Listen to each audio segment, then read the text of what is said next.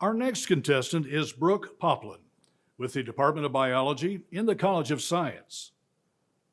The title of the presentation is Hawks in the City, using Harris's hawks to evaluate predator adaptations to urban environments. Bats, rats, and snakes. If one of those words made you shudder just now, don't worry, you're not alone. Among these are some of the most abundant pest populations that we have here in the United States, especially in urban areas like Denton, Texas.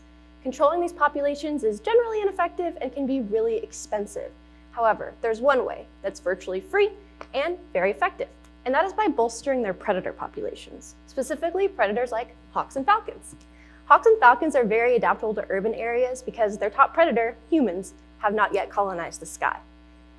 They provide us invaluable ecosystem services. They're kind of like the Orkin of urban environments.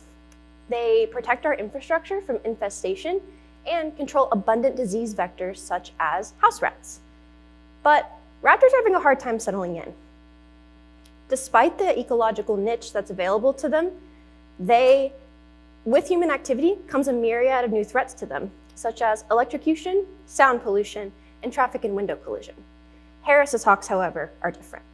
Harris's hawks are social raptors. They form groups of 2 to 7 individuals, then they live and they hunt in these groups. No wonder they're called the wolves of the sky. It is hypothesized that this social behavior evolved to allow Harris's hawks to exploit challenging desert habitats.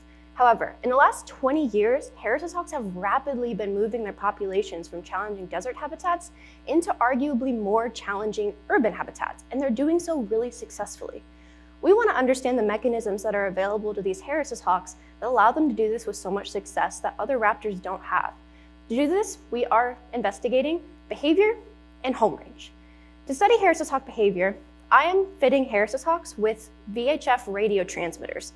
These allow me to go straight to where the Harris's hawk is perched, collect direct behavioral observations, and then I can use Bayesian modeling to compare their behavior across a gradient of different habitats to see what urban Harris's hawks are doing that allowed them to be so successful in contrast with natural dwelling Harris's hawks and other raptors that aren't as successful.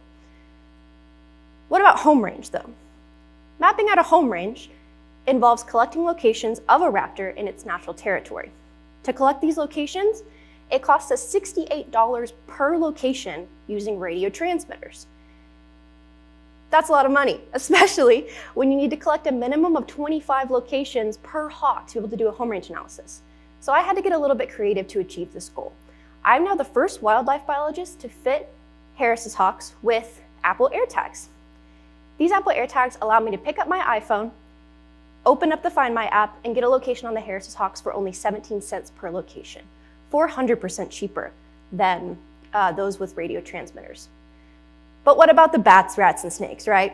Well, by introducing predator populations into our urban areas, such as hawks and falcons, this will make our urban areas healthier and us healthier in return. Thank you.